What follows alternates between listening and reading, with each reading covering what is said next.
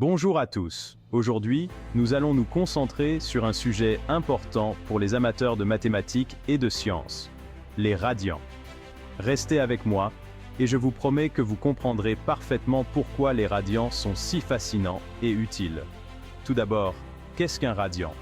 Imaginez un cercle.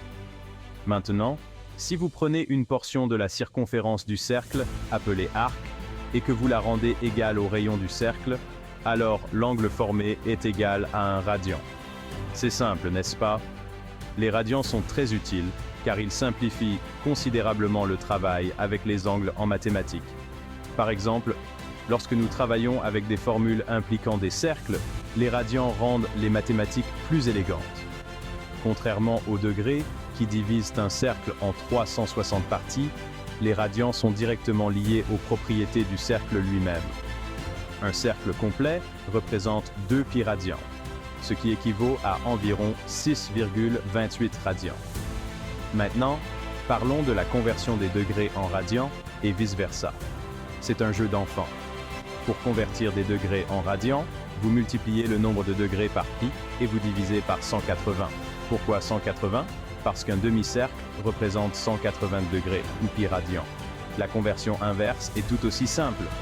Multipliez la valeur en radians par 180 et divisez par pi. Prenons un exemple rapide.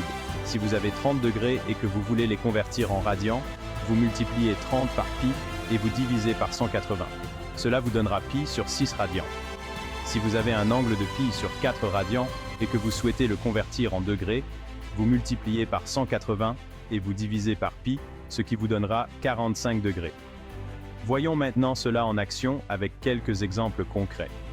Imaginez une roue de rayon 0,5 m tournant de 3 radians. Pour savoir quelle distance un point sur le bord de la roue aura parcouru, vous multipliez le rayon par l'angle en radians. Donc, 0,5 m multiplié par 3 radians est égal à 1,50 m. Ou pensez à l'aiguille des minutes d'une horloge. En 20 minutes, elle parcourt un tiers du cercle.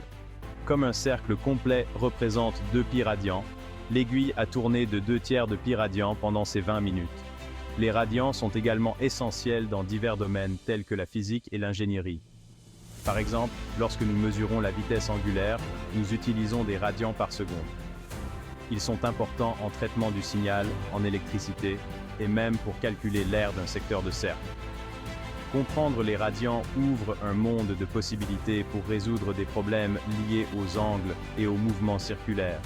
Alors, la prochaine fois que vous travaillerez sur un problème de mathématiques ou une équation de physique, rappelez-vous la puissance des radians et comment ils peuvent simplifier vos calculs. Voilà qui conclut notre exploration des radians pour aujourd'hui. Si vous avez aimé, n'hésitez pas à liker et à vous abonner pour ne pas manquer nos prochaines vidéos sur le monde fascinant des mathématiques et des sciences. Merci de votre attention et à bientôt.